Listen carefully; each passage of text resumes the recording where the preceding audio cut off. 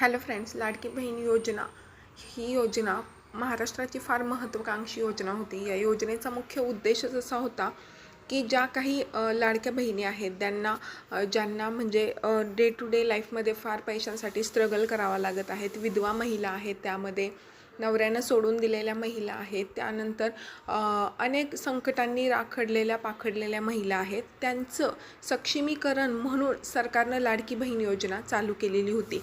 आणि ह्या योजनेच्या जीवावरच ती सरकारनं इलेक्शनसुद्धा जिंकलं होतं, या दुमत नाही आहे। म्हणजे सरकारवर सुद्धा बहिणींचा काहीतरी विश्वास होता म्हणून त्यांना निवडून दिलं।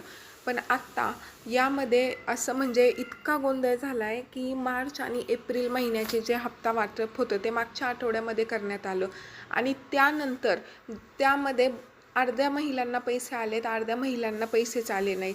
आणि मग आता महिला संतप्त झाल्यात, कारण त्यांना कुठलाही मेसेज नाही, कुठलीही पूर्वसूचना नाही।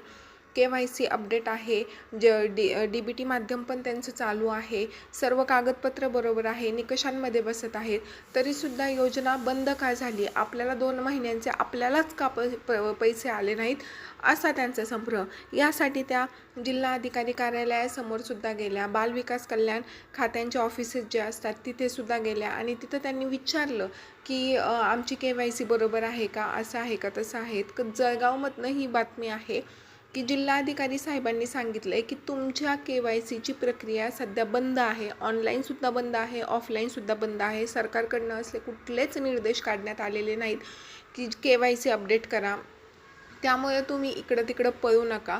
फक्त त्या जिल्हाधिकाऱ्यांचं असं म्हणणं होतं की फक्त मार्च आणि एप्रिल या 2च महिन्यांचे पैसे महिलांच्या खात्यामध्ये आलेले नाहीत आणि काही महिलांना डिसेंबरपासून हप्ता आलेला नाही। त्यामध्ये त्यांचं असं म्हणणं होतं की 31 डिसेंबर ही जी आहे ती KYC करण्यासाठीची शेवटची तारीख होती आणि त्यानंतर ज्या पात्र महिला आहेत त्यांना रेग्युलरली हप्ते आलेत, म्हणजेच फेब्रुवारी महिन्यामध्ये हप्ता आला आहे। ज्या महिलांना फेब्रुवारी महिन्यामध्ये हप्ता आला आहे त्यांना मार्च आणि एप्रिलचा सुद्धा नक्की येईल, असं सुद्धा आश्वासन त्यावेळेस त्यांनी दिलं। आणि त्यामध्ये म्हणताना म्हणजे असं सुद्धा आहे की निधी जो आहे तो तुटका अपुरा निधी सरकारकडं आहे, हे सुद्धा याच्या मागचं कारण हे काहींच्या बोलण्यातनं येते की सरकारकडे सध्या निधी नाही आहे आणि त्याचमुळे ज्या उरलेल्या लाडक्या बहिणी आहेत त्यांचे हप्ता वितरण झालेला नाही। आता कसं असतं, एखादी गोष्ट झाली तर त्याच्याकडे बघण्याचा दृष्टिकोन वेगवेगळ्या लोकांचा वेगवेगळा असतो। आता याच्यातनं आणखी एक गोष्ट समोर येते की सरकारनं जातीभेद केला आहे पैसे ह्या वेळेचा हप्ता वितरण करताना। आत्तापर्यंत सरकारने असं केलं नव्हतं, ह्यावेळेसही सरकार असं करणार नाही।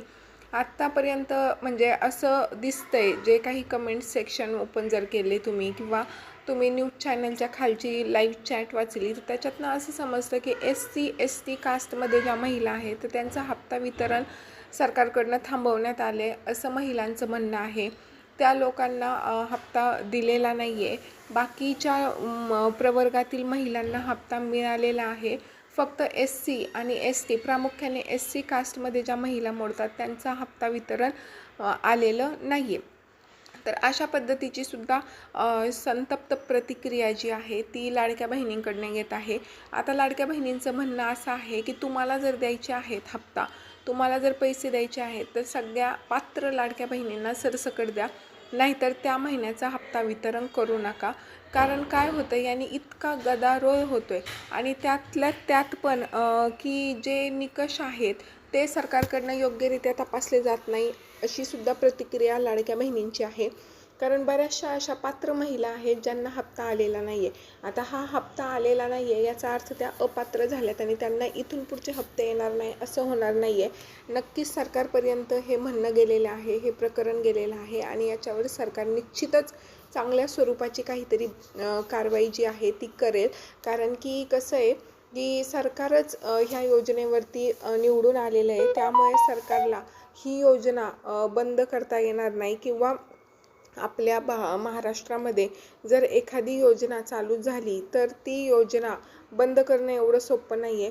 हा फक्त एवढं होऊ शकतं की जे काही हे आहेत निकष आहेत ते आणखी कठोरात कठोर करण्यात येतील आणि ज्या पात्र महिला आहेत त्यांनाच फक्त याच्यातनं हप्ता वितरण जे आहे ते होईल आणि ज्या अपात्र महिला आहेत तर त्यांना या योजनेमधनं वगळण्यात येईल। तर या संपूर्ण प्रकरणावरती आणि सरकारच्या ह्या भोंगळ कारभारावरती तुमची प्रतिक्रिया आहे, तुमचं ते प्रतिक्रिया नक्की खाली कमेंट करून सांगा. आणि सरकारनं थोडीशी तरी पारदर्शकता प्रत्येक विषयामध्ये ठेवणं गरजेचं आहे का? आणि सरकार आत्ता समजा आपण जे युवा आहेत, यूथ आहेत, यांना सरकारचं डोकं खरंच ठिकाण्यावर आणण्याची गरज तुम्हाला वाटते आहे का? या सगळ्यांवर तुमचं काय मन आहे आणि प्रतिक्रिया आहे ती खाली कमेंट करून नक्कीच सांगा. आणि तुम्ही सरकारच्या असल्या गोष्टींवरती किंवा असल्या नाही का म्हणजे सिरियसनेस नसलेल्या गोष्टींवरती खुश आहात का, ते पण खाली तुमची प्रतिक्रिया नक्की सांगा. आणि लाडक्या बहिणी ज्या पात्र आहेत, ज्यांना म्हणजे मी वारंवार सांगते, ज्यांना फेब्रुवारी महिन्याचा हप्ता मिळालेला आहे त्यांना पुढील हप्तेसुद्धा नक्कीच मिळतील. त्यामुळे प्लीज काळजी करू नका, कारण सरकारला असं इतक्या लाडक्या बहिणींना वगळून चालणार नाही. त्यांनासुद्धा सरकार चालवायचं आहे आणि आपणच त्यांना निवडून देत असतो. त्यामुळं काही टेन्शन घेऊ नका. थँक्यू, धन्यवाद.